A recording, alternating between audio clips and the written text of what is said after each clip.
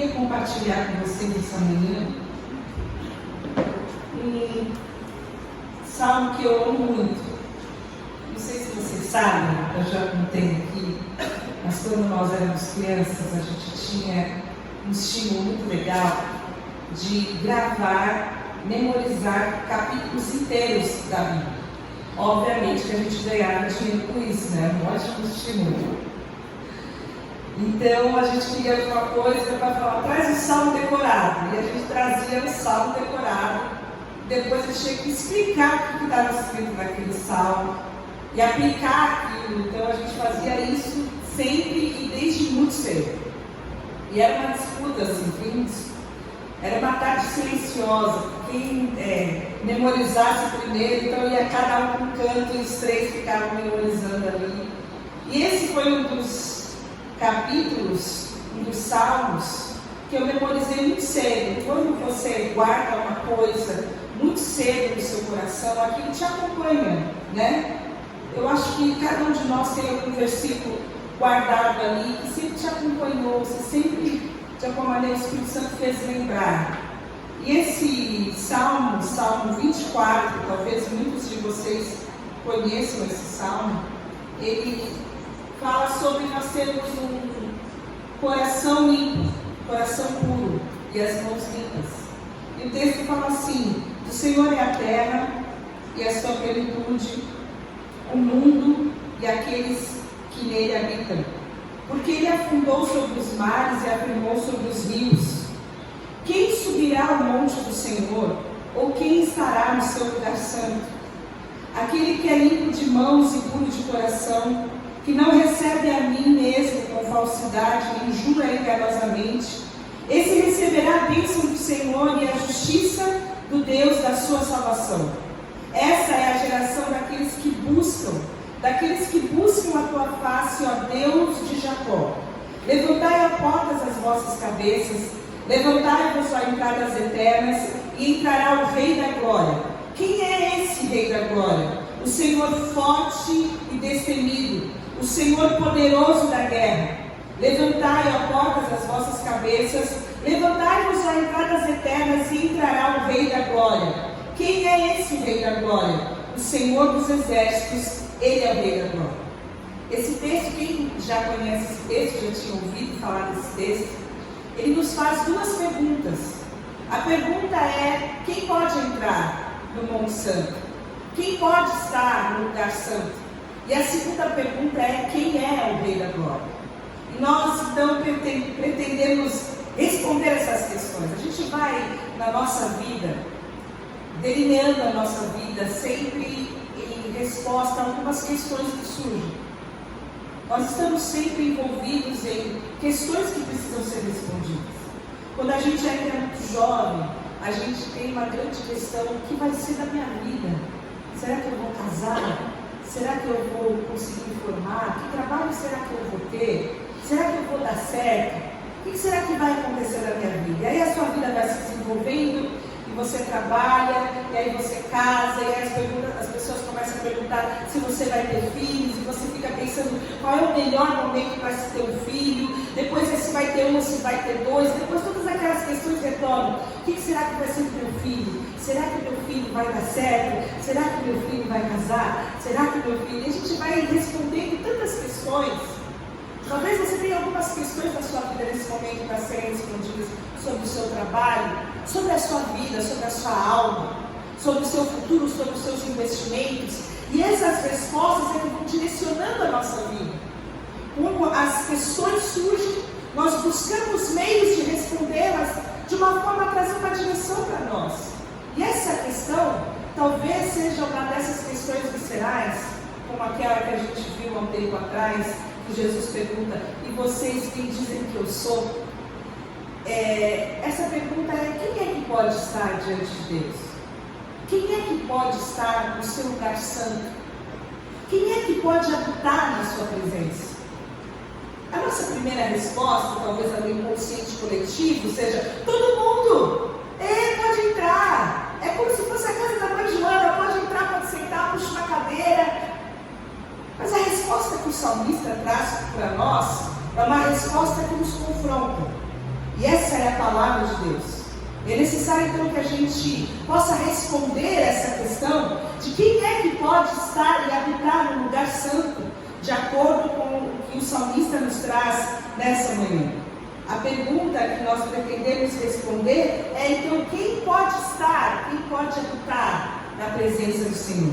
No momento em que esse texto foi escrito, os estudiosos dizem que é no momento em que Davi está entrando com a arca de Deus, com a arca da aliança, com a arca do concerto, na cidade de Jerusalém. Você vai encontrar essa história em 2 Samuel, capítulo 6. Você pode ler esse texto.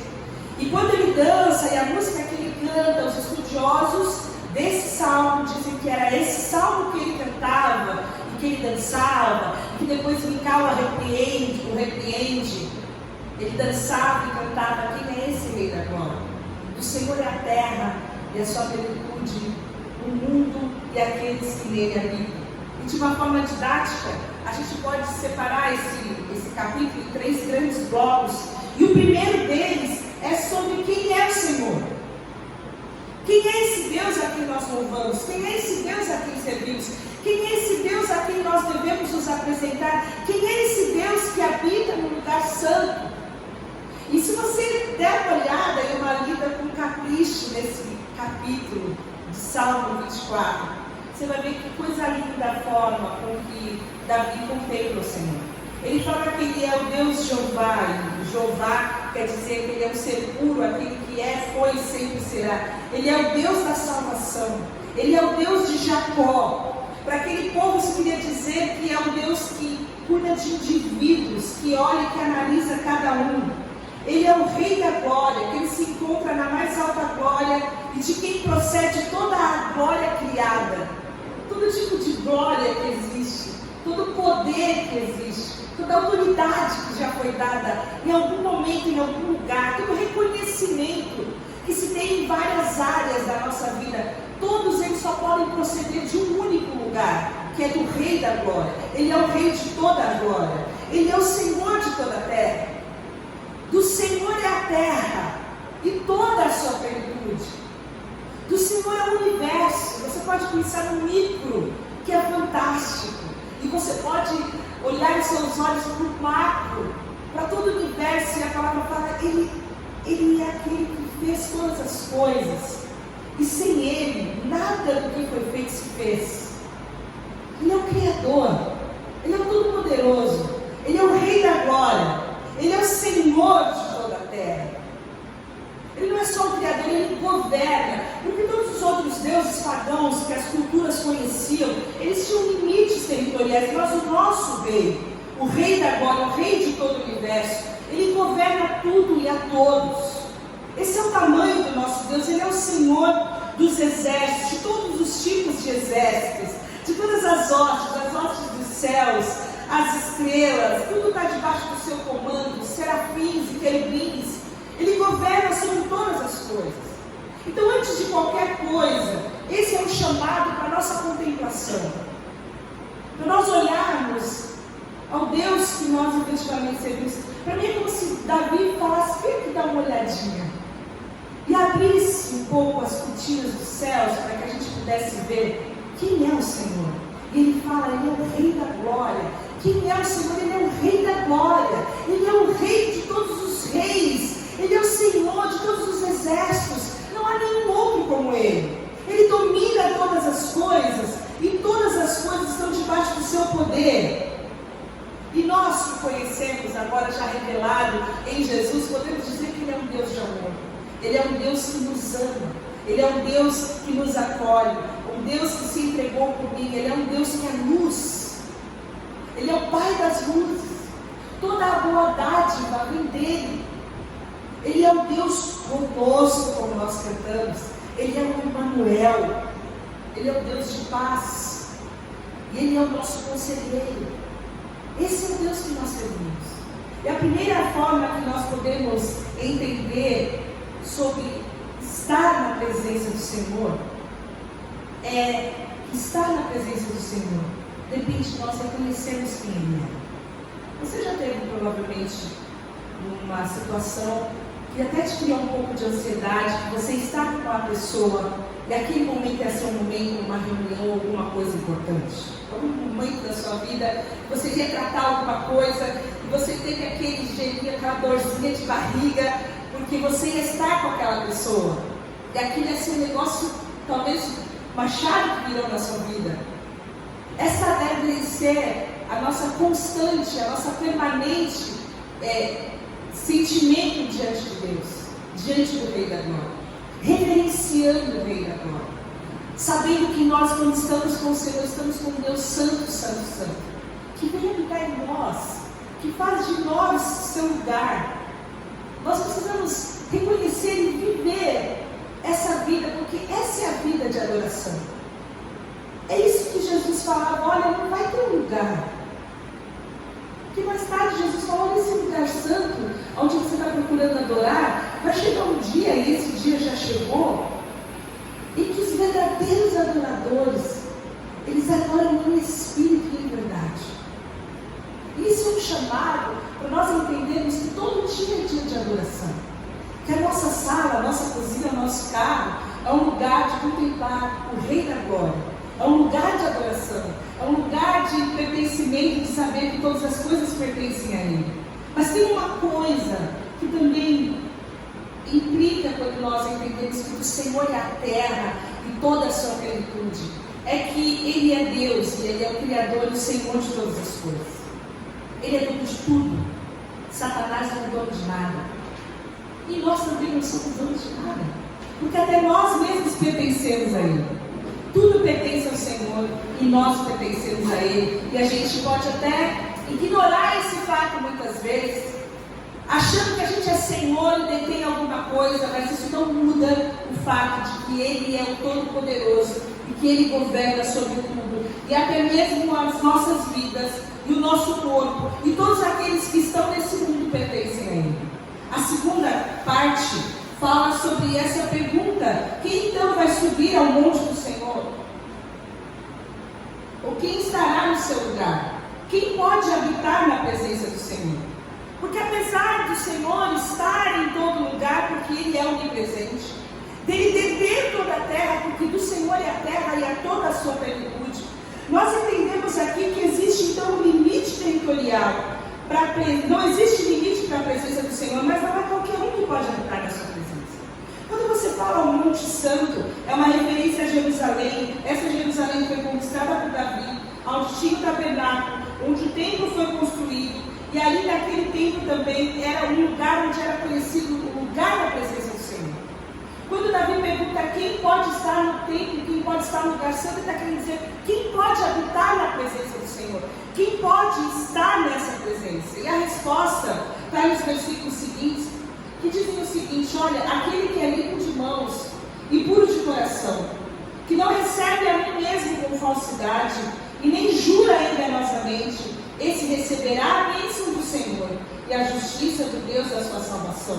Esta é a geração daqueles que buscam a tua face, ó Deus de Jacó. Talvez você conheça a versão do 24, aquele que é limpo de mãos e puro de coração, que não entrega a sua alma à vaidade e nem jura enganosamente. E por que aqui está pontuado a minha alma? Porque no estudo do original desse texto, o sufixo que é usado, o pronome que é usado, é a primeira pessoa do singular. Deus está falando aquele que não leva a minha pessoa, o meu ser, que não tem a mim de forma fútil ou inútil. Aquele que não reconhece a relação comigo como algo que é uma vaidade, algo fútil, algo passageiro. Aquele que reconhece a seriedade da relação comigo. Houve uma mudança na tradução, mas o original quer dizer aquele que não entrega a sua relação comigo de uma forma fútil e inútil. Aquele que tem a mão limpa, de atitudes limpas, que pode mostrar as suas mãos, que não se envergonha das coisas que faz, que pode apresentar as suas obras de uma maneira digna diante de Deus, diante dos homens, diante de principados e potestades. Aquele que tem um coração limpo, aquele que tem as mentes, a emoção, o pensamento, o sentimento puro, aquele que tem as palavras verdadeiras, aquele que não usa das suas palavras para enganar e ludibriar outras pessoas. Esse é aquele que pode habitar na presença do Senhor. E esse texto veio no meu coração, esse texto, exatamente esse versículo, enquanto nós estudávamos a Bíblia na segunda-feira. E nós estávamos na segunda-feira estudando sobre santidade. Nós estamos estudando a obra salvífica e vimos sobre a redenção. E vimos juntos sobre a redenção ser um ato exclusivo de Deus em direção ao homem. Quando Deus nos salva, quando Deus nos chama, quando Deus nos vivifica, quando Deus gera em nós um sentimento que não nos afasta dele, nós respondemos com arrependimento e fé a esse chamado. Então ele nos chama, e a palavra fala que ele nos justifica. Nós falávamos sobre ser considerado justo, o que é ser justo e justificado, e a palavra de Romanos 8 continua dizendo que ele nos justifica, ele nos santifica. E na semana passada nós falávamos sobre a santificação já não ser mais um ato de Deus. É uma soma da ação de Deus e da ação do homem. Existe algo na santificação que não depende mais exclusivamente de Deus, mas depende de uma participação de cada um de nós. Na redenção estão todos no mesmo lugar, todos no mesmo patamar. Na santificação não. É uma jornada no caminho da transformação, onde cada um com o seu empenho, cada um com a sua disciplina, cada um com o seu posicionamento diante de Deus, vai alcançando níveis diferenciados. De forma que aquele que mais lê a palavra, aquele que mais se dedica, aquele que mais busca, aquele que mais confessa, aquele que mais busca o Senhor de Deus, é mais conhecido, tem mais intimidade. A santificação é sobre intimidade. E nós falávamos sobre isso, sobre esses patamares que não são de uma forma competitiva, mas da necessidade da mortificação da carne. Mas principalmente, o que nós falávamos é que a santificação não é deixar de ser alguma coisa. E se você chega de repente num lugar e falam para você assim: olha, para você ser santo, você não pode fazer isso, não pode fazer aquilo, não pode fazer aquilo outro, não pode, não. A gente está falando só para a vida de morto para o mundo, morto para a carne, morto para as influências diabólicas. Mas não é só sobre isso. A vida de Deus, o novo nascimento, é uma vida que se revela semelhante à vida de Jesus. De forma que a santificação é quando eu vou deixando de ser mais como eu era e sendo mais parecido com Jesus a cada dia. Esse é o caminho da transformação. Esse é o caminho da maturidade cristã. Essa é a vida que todos nós absolutamente precisamos caminhar. Essa é a jornada de todo cristão. Ninguém nasce novo, convertido e não tem nenhum outro tipo de transformação. Vive aquela vidinha medíocre sem nenhum tipo de toque do Espírito Santo para uma transformação efetiva. Nós estamos falando da santificação. E o exemplo que eu dei na semana passada foi o de Zaqueu. Porque Zaqueu era aquele que era o corrupto da época.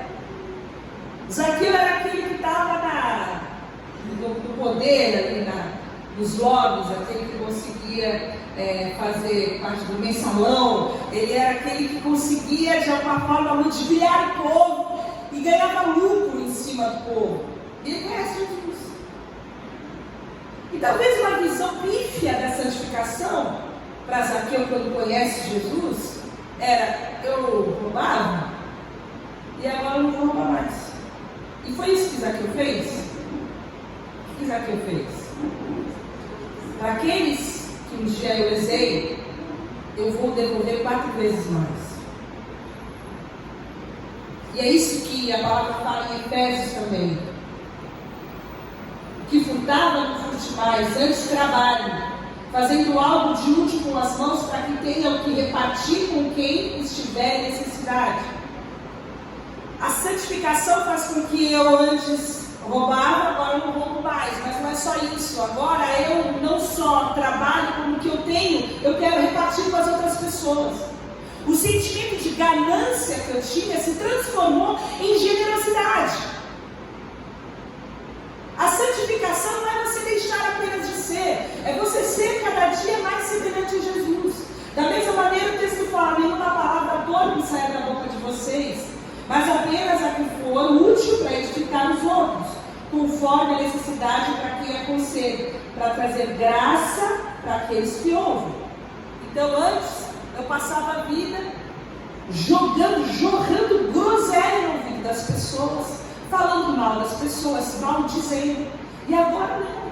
Agora eu não só deixo de falar, mas a minha boca é usada para levar graça e edificação para a vida das pessoas. Quando eu falo, eu abençoo. Eu não mais amaldiçoo, eu não mais trago peso, eu trago bênção na vida das pessoas. Então a transformação, a santificação, aquilo que Deus está fazendo na nossa vida, vai gerar essa possibilidade de sermos aqueles que têm as mãos limpas, aqueles que têm um coração puro, aqueles que levam a Deus a sério, aqueles para os quais Deus não é só uma religião, Deus é verdade. Existe um relacionamento, existe uma intensidade na relação com Ele, existe adoração, existe confissão, existe busca, existe derramar do Espírito Santo, existe santidade, existe anseio por estar com Ele todos os dias, existe amor na relação. Não é só um relacionamento de participar de um culto, participar de uma ação social, dar algum dinheiro na igreja, mas não existe um relacionamento profundo com Deus. E o coração não é mais aquele coração malicioso que usa as pessoas, mas tem uma intencionalidade em abençoar. Tem um coração puro, transparente, onde a pessoa é o que ela é, não precisa ter máscara. Esse é o tipo de gente que não vai usar das suas palavras para enganar as outras pessoas. Não vai usar das suas palavras para enganar as outras pessoas do negócio. Não vai usar das suas palavras para enganar o seu cônjuge, os seus filhos. A sua palavra, é o que nós vimos em Tiago, é sim, sim ou não. O que ele diz é verdade. O que esse cara fala é verdade. É o fio do bigode. Ele não precisa nem assinar. Se ele falou, ele vai fazer. É esse tipo de gente que é a pessoa que está sendo transformada. Quem pode estar, quem pode habitar na presença de Deus? A palavra de Deus responde: olha, você precisa ser santo, puro, com as suas mãos puras, com ações puras, com o seu coração, com pensamentos, com emoções puras. Você precisa ter um espírito vivificado, ter um relacionamento real com Deus. E a sua palavra tem que ser uma palavra tão boa que você nem precisa jurar. Essa é a pessoa que pode habitar na presença de Deus. E aí você olha isso e fala: mas eu sou a flor que desvanece, então eu não posso, porque eu sou aquele que estou tentando, mas não está funcionando muito bem. E esse é o caminho da santificação. Porque existe uma verdade que nós precisamos colocar também, nós que estamos caminhando em seriedade com Deus, que nós não seremos perfeitos aqui, irmãos. Um dia nós seremos glorificados. Então todas as travas que nós caminhamos com elas, que são da nossa origem, do velho homem que nós carregamos conosco, eles um dia nós seremos absolutamente livres. Mas enquanto nós estamos aqui, 1 João fala que aquele que fala que não peca é mentiroso. A única coisa que nos garante que nós podemos habitar na presença de Deus é a sua graça, a presença do Espírito Santo em nós. Ele providencia perdão todos os dias dos nossos pecados. Ele providencia uma mente nova. Ele providencia um coração novo. Ele providencia uma disposição pelo seu Espírito de sermos continuamente transformados. Ele é aquele que nos convence do pecado, da justiça, do juízo, de forma que o caminho com Deus, essa jornada é uma jornada de santificação, onde a cada dia a nossa ação, aquilo que nós fazemos, precisa estar disposto na mão de Deus para que Ele nos use. As nossas mãos, aonde nós estamos agindo, quer seja em casa, quer seja no trabalho, quer seja na igreja, toda a nossa ação precisa estar disponível nas mãos de Deus para que Ele nos use em tudo que nós façamos. Os nossos pensamentos precisam ser consagrados a Deus. Porque os passarinhos vão voar, mas eles não precisam fazer ninho. Não quer dizer que você não vai ter um pensamento ruim, não vai ter um pensamento pecaminoso, mas você, sendo filho de Deus, não pode permitir que esses pensamentos se apoderem de você. Porque toda a nosso pecado, a nossa ação, tem uma origem na nossa alma, no nosso pensamento, no nosso coração. É do coração que procedem todas as maldades. Por isso que o nosso coração precisa ser um coração puro, nosso espírito vivificado e comunicado com o Espírito de Deus, para que as nossas palavras possam refletir a vida que a gente vive. Porque a boca fala do que está cheio o coração. Eu não vou ter uma palavra de verdade se não houver verdade de Deus em meu coração. Vai ser hipócrita aquilo que eu falar, se eu falar uma coisa e fizer outra. Mas a palavra daquele que é cheio do Espírito Santo de Deus é uma palavra daquele que vive com Deus. A jornada com Deus é uma jornada de transformação. O caminho com Deus é um caminho de transformação. Pertencer ao Senhor, estar diante de Deus, é estar sendo continuamente transformado. E eu falo isso, irmãos, porque todos nós precisamos continuamente sermos transformados. Nós não alcançamos. Mesmo Paulo, no patamar que ele chegou, ele fala, não que eu já tenha alcançado. Para mim, ele já tinha alcançado. Mas ele sabia que existiam coisas nele que precisavam ser mudadas. E essa palavra no sentido de que nós não nos conformemos com o nosso estado diante de Deus. Não nos apresentemos diante de Deus de qualquer maneira.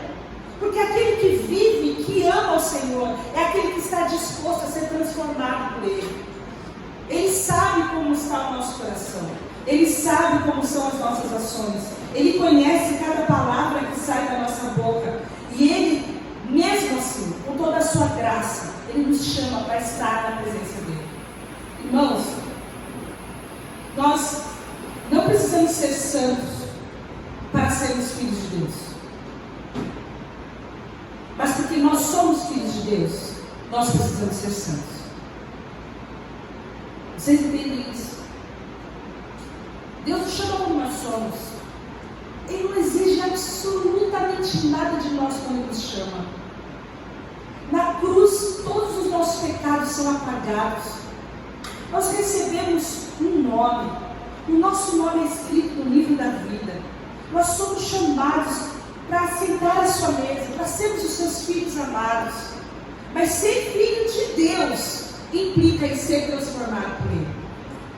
Ser salvo quer dizer que nós seremos santificados. E em 2 Coríntios fala que todos nós, com a face descoberta, contemplamos a glória do Senhor, que é a primeira parte daquilo que nós falamos. Nós, diante de Deus, contemplamos a sua glória. Segundo a sua imagem, nós estamos sendo transformados com glória cada vez maior, a qual vem do Senhor, que é o Espírito. Nós estamos sendo transformados. Todos nós, com a nossa face descoberta, refletimos. A outra versão vai dizer que nós refletimos como um espelho. A glória de Deus que nós refletimos não é a glória nossa. A santidade que nós refletimos não é a nossa, mas é a glória que nós refletimos, porque nós estamos habitando na presença do Senhor. E essa é a última parte. Porque o texto fala, quem é esse Rei da Glória? Que Deus tremendo é esse? Quem é esse Rei da Glória que o mundo precisa conhecer? Quem é esse Rei da Glória e quem é que vai revelar? Quem é esse Rei da Glória? Ele é o Senhor dos Exércitos. E nós não temos ideia do que é a glória de Deus. Uma vez Moisés pediu para ver a glória de Deus. Ele não pode ver a glória. Ninguém é assim como nós, com todas as nossas limitações, pode ver a glória de Deus. Mas o texto de Êxodo 33, versículo 11, 18 e 19, Deus responde para Moisés que queria ver a sua glória: eu farei passar toda a minha bondade por diante de ti, e apregoarei o nome do Senhor diante de ti, e terei misericórdia de quem eu tiver misericórdia, e me compadecerei de quem eu me compadecer. Quando Moisés pede para ver a glória, Deus responde: eu vou te dar bondade, eu vou te dar amor, eu vou te dar misericórdia. Mais tarde, quando em João 1,14, João fala sobre Jesus, ele fala que o Verbo se fez carne e habitou entre nós, e vimos a sua glória, como a glória do unigênito do Pai. Como que nós vimos a sua glória? Nós vimos a sua glória cheia de graça e de verdade. E a verdade, irmãos, é que quando a gente começa a contemplar o Senhor, nós encontramos graça, nós encontramos verdade, nós encontramos bondade, nós encontramos misericórdia. Nós encontramos em Deus a misericórdia que nós precisamos, a paixão, o compadecimento que nós precisamos, a graça que nós precisamos e a verdade que nós precisamos. Quem é esse Rei da Glória? É o Deus que revelou misericórdia para você hoje. Quem é esse Rei da Glória? É o Rei que estendeu a graça para você hoje. Quem é esse Rei da Glória? É um Rei cheio de verdade, é um Rei cheio de bondade. É um Rei que detém o universo em toda a sua plenitude e escolheu se relacionar conosco. Se você olhar o Gênesis ao Apocalipse, o Gênesis começa falando do encontro de Deus com o homem, e o Apocalipse termina com o encontro do homem com Deus.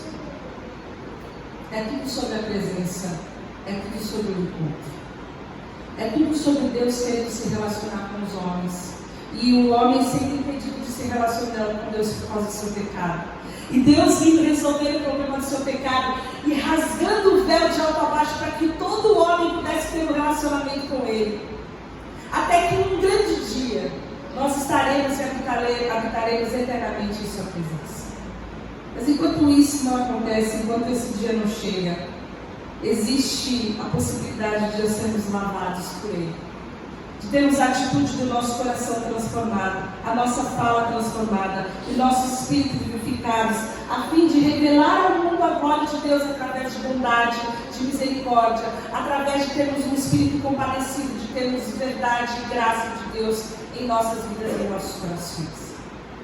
Eu oro, irmãos, para que nós possamos conhecer a Deus, o Deus que muitas vezes nós nos relacionamos apenas como um Abba. E às vezes a gente olha para Deus e entende a graça de Deus, isso é maravilhoso, porque realmente a graça é disponível. Mas a vida com Deus é uma vida de transformação e uma vida de santidade. Nós temos falado sobre isso muitas vezes na segunda-feira. Se você conhece a Jesus, se você ama Jesus, você sabe que em algum momento você vai ser transformado por Ele. Não há forma de você caminhar com Jesus, não há forma de você achar que você está caminhando com Jesus, se você tem apenas uma religião. O Evangelho toca no nosso íntimo, ele transforma a nossa mente, ele transforma o nosso espírito, ele transforma o nosso sentimento. E é porque nós somos transformados lá dentro, é que as nossas atitudes são atitudes santificadas. A gente não tem como permanecer no pecado de uma forma confortável, sem que o Espírito Santo esteja lá trabalhando em nosso espírito, para que nos convencer, para que a gente confesse e deixe alcance misericórdia. E a nossa boca só pode refletir aquilo que de fato existe no nosso espírito. Quem pode habitar na presença do Senhor? Aquele que é lavado e regenerado pelo sangue de Jesus. Porque é o sangue de Jesus que nos habilita em primeiro lugar. E uma vez habilitados, uma vez regenerados, uma vez perdoados, uma vez purificados, com vestes limpas, lavados pelo sangue de Jesus, nós teremos as nossas mãos limpas, nós teremos o nosso coração puro, nós teremos o nosso espírito, um relacionamento verdadeiro com Deus, e a nossa fala será uma fala de palavras abençoadas, que trazem graça e não dano àqueles que ouvem. Eu quero orar por você, para que nós possamos nos apresentar dignos diante de Deus, dignificados em primeiro lugar pelo sangue de Jesus, porque é só pelo sangue, é só porque um dia nós fomos lavados, é só por causa dele, mas principalmente porque existe um espírito capacitador. Nós em nós mesmos não somos capazes, mas mesmo assim ele nos ouve quando nós chamamos. Mesmo assim ele ouve o nosso clamor e ele diz quem nós somos, e nós somos os seus filhos amados, escolhidos, comprados, preciosos, amados por ele.